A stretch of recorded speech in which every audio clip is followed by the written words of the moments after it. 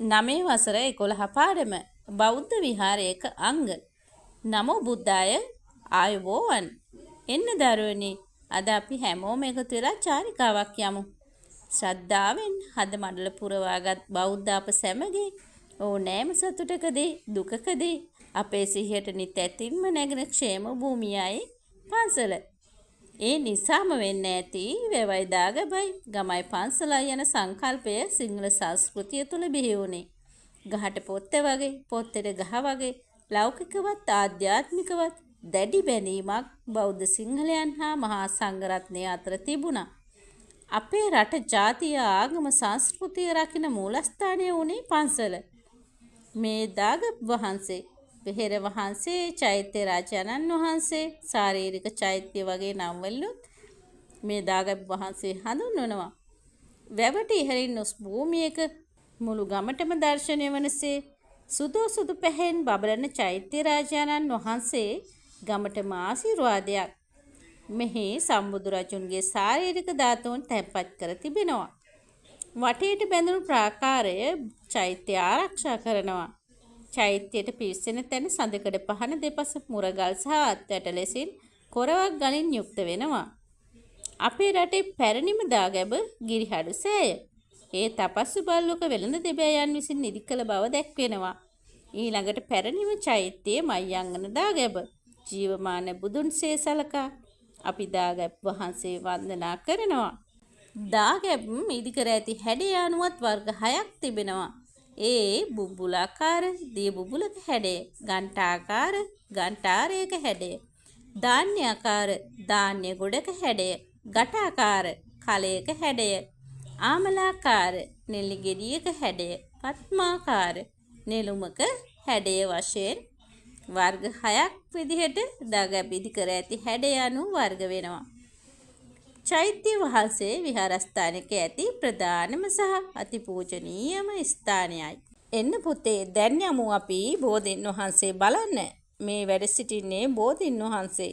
සම්බුද්ධත්වයේ සඳහා සෙවන ලබා දුන්නා. සතියක්ම බුදු හිමි බෝරජුන්ගේ සෙවනේ වැඩ සිටියා.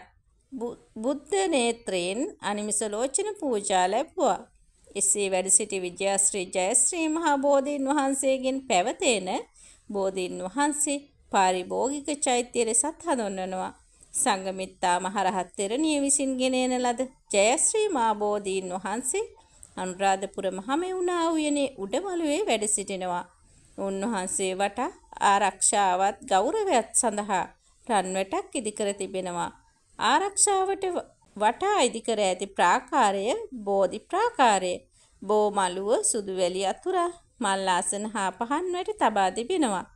බෝධීන් වහන්සේගේ සෙවණත් මල් සුවඳ හා හඳුන් කූරු සුවඳත් මුසුවේන සුගන්ධ මඳ නැලත් නිසා සිතටත් ගතටත් අප්‍රමාණ සෝයක් සැනසීමක් සාන්ත බවක් අපට දැනෙනවා. බෝසත් අවදියේ ජාතක කතා, බුද්ධ චරිතයේ අවස්ථා ආදී චිත්‍ර ප්‍රතිමා බුද්ධ මන්දිරයේ දකින්න පුළුවන්. බොහෝ බුද්ධ මන්දිරවල බුද්ධ ප්‍රතිමාවල දෙපස සරියුත් මුගලන් අග්‍ර ශ්‍රාවකයින් වහන්සේලාගේ ප්‍රතිමාත් නෙලා තිබෙනවා. ඒ වගේම බුද්ධ ප්‍රතිමා ඉදිපිළිම, හිටපිළිම, සැතපිළිම වශයෙන් වර්ග 3කින් නිර්මාණය කරලා තියෙනවා. දුටුවන් සිත් නිවන බුදුවත දැකීමත් සැනසීමක් නේද පුතේ? මේ තියෙන්නේ ධාතු මන්දිරය. සමහර පන්සල් වල ධාතු මන්දිරයක් නැහැ. දාගැබ වගේම ධාතු මන්දිරයක් ඉදි කරන්නේ උස් තැනක. ඒ අපේ හිතේ තියෙන ගෞරවයත් ශ්‍රද්ධාවත් දැක්වීම සඳහා. මෙහි කරඬුවක සර්වඥ ධාතු හෝ රහතන් වහන්සේලාගේ ධාතු තැන්පත් කර තිබෙනවා. මෙහිදී ජීවමාන බුදුන් වහන්සේ හා රහතන් වහන්සේලා සලකා වන්දනාමාන කර ගනිමින් බොහෝ පින් කුසල් රැස් කරගත හැකියි. ඊළඟට අපි යමු දරුවනේ ධර්මශාලාව බලන්න. මේ ධර්මශාලාව තුළදී සිදු කරන කරුණු 3ක් තියෙනවා. ඒ කියන්නේ බුද්ධ ධර්මයේ දේශනා කිරීම, බුදුබණ ඇසීම, බුදුබණ සාකච්ඡා කිරීම කියන කරුණු 3. ඒ වගේම සිල් සමාදන් වීම, දහම් පාසල් පැවැත්වීම, පිරිත් පින්කම්, බණ පින්කම්, දන්සැල් දීම්, ඒ වගේ ආගමික කටයුතුත් පැවැත්වෙනවා. ඒ වගේම ඉඩ කඩ ඇති නිසා විවිධ සමිති සමාගම්, උත්සව කටයුතු ආදියටත් ධර්මශාලාව යොදා ගන්නවා. එන්න මේ තියෙන්නේ ගන්ටාර කුරුණ. බුදුරජාණන් වහන්සේ උදෙසා ශබ්ද පූජාවන් පැවැත්වීමට ගන්ටාර කුරුණ යොදා ගන්නවා. සමහර පන්සල් වල ඊතා විචිත්‍ර විදිහට අලංකාර විදිහට ගන්ටාර කුරුණ ඉදි කරලා තියෙනවා. පන්සලේ සිද්ධ වෙන කරදරයකදී ඒ බව ගම්මැසියන්ට දැන්වීමට නොනවත්වා ගන්ටාරේ නාද කරනවා. සම්බුද්ධ පූජාවන් පවත්වලා අවසානයේ ගන්ටාරේ 3 වරක් නාද කිරීම දිනපතා සිරිතක්. පැරණි ජනතාව මේ ගන්ටා නාදයේ වේලාව දැන ගැනීම සඳහා යොදාගත්තා. දරුවනේ මේ තියෙන්නේ සංඝාවාසය. අපි මෙතනට ආවාසය කියලාත් කියනවා. ලැබුම්ගේ කියලාත් කියනවා. භික්ෂුන් වහන්සේලාට අවශ්‍ය මූලික අවශ්‍යතාවන සිව්පසය හෙවත් චීවර පිණ්ඩපාත සේනාසන ගිලන ප්‍රත්‍ය කියන 4න් සේනාසනය යන්නට මේ සංඝාවාසය අයිති වෙනවා. පැරැන්නෝ සංඝාවාස ලෙස ගල් ගුහා සකස් කරලා පූජා කරලා තියෙනවා. මෙය පහසුකම් හා හැකියාවන් මෙන්ම අවශ්‍යතා අනුව දෙපළ සතරපළ හා තට්ටු ගෙවල් විදිහට සකසා පූජා කරලා තියෙනවා. මේ බලන්න මේ සීමා මාලකයේ භික්ෂුන් වහන්සේලාගේ විනය කර්ම සිදු කරන ස්ථානයේ උන්වහන්සේලා පොහොය කිරීම, උපසම්පදා කර්ම සහ කඨින චීවර පැවරීම වැනි විනයට අදාළ කටයුතු භික්ෂුන් වහන්සේලා රැස් වී සීමා මාලකයේදී සිදු කරනවා. පුස්තකාලය බලන්න තමයි ඊළඟට අපි යන්නේ.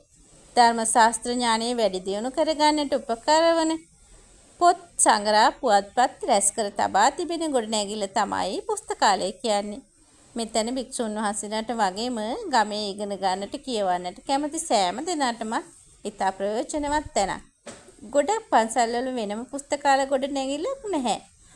ධර්මශාලාවේම කොටසක හරි ආවාසගේම කොටසක හරි පුස්තකාලය සඳහා යොදා ගන්නවා. මේ මලසුන්ගේ කියනවා අපි සම්බුද්ධ පූජාව සඳහා මල් ගිලන්පස ආදිය සකස් කරන ස්ථානයට.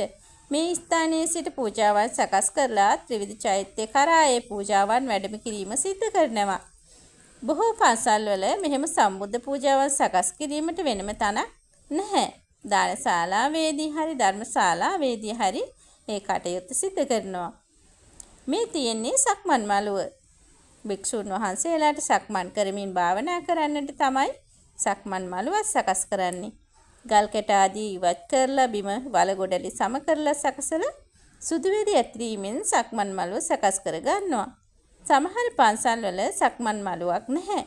ඒ වෙනුවට පන්සල් මළුව, බෝ මළුව හෝ විහාර මළුවම සක්මන් භාවනාව සඳහා යොදා ගන්නවා. ඇතැම් සක්මන් මළුවල එක් කෙළවරක ශාරීරික සැබෑ ස්වරූපයේ සිහිවීම සඳහා ඇටසැකිල්ලක් තබා තිබෙනවා. ඒ වගේම අනෙක් කෙළවරේ වෙහෙස වූ විට වැඩ හිඳින්නට ආසනයක් තබා තිබෙනවා. මේ ස්ථාන 11න් 4ක් සෑම පන්සලකම අනිවාර්යෙන් තිබෙනවා. ඒ ආවාසගේ චෛත්‍ය වහන්සේ, බෝධීන් වහන්සේ හා පිළිම වහන්සේ කියන 4. පහසුකම් මිත අඩු පන්සල්වල ධර්ම දේශනා කරන්නේත්, පොත්පත් තබන්නේත්, දන් පිළිගන්නේත්, පූජාවන් සකස් කරන්නේත් ආවාසගේම කොටසක. ගොඩනැගිලි අඩු වුණත් පන්සලෙන් ගමට සිදුවන සේවය අමිලයි. පැය 24 පුරාම තමන්ගේත් සමාජයේත් ආධ්‍යාත්මික හා ලෞකික දියුණුවට උපකාරී වන කුල දේවතාවුන් වන මහා සංඝරත්නය වැඩ සිටින්නේ පන්සල තුලයි. උන්වහන්සේලාගේ ආධ්‍යාත්මික දියුණුවට උපකාරී වන ලෙස අපගේ සිතුවිලි හා චර්යාවන් විනයානුකූලව සකසා ගැනීමත් උන්වහන්සේලාට හිත කැමැති ශ්‍රද්ධාවන්ත බෞද්ධයින්ගේ වගකීමක්. බුදුදහම පදනම් කර ගනිමින් තමා සහවට පරිසරය පිළිබඳ අවබෝධයක් ඇති එම අවබෝධය අනුව හැසිරෙන, එසේ හැසිරීමෙන් යහපත් ප්‍රතිඵල අත්දකින ගුණයෙනුත් නුවණිනුත් පිරුණු දරු පිරිසක් බිහි කිරීම මේ පාඩමේ අභිප්‍රාය වෙනවා. ආයුබෝවන්.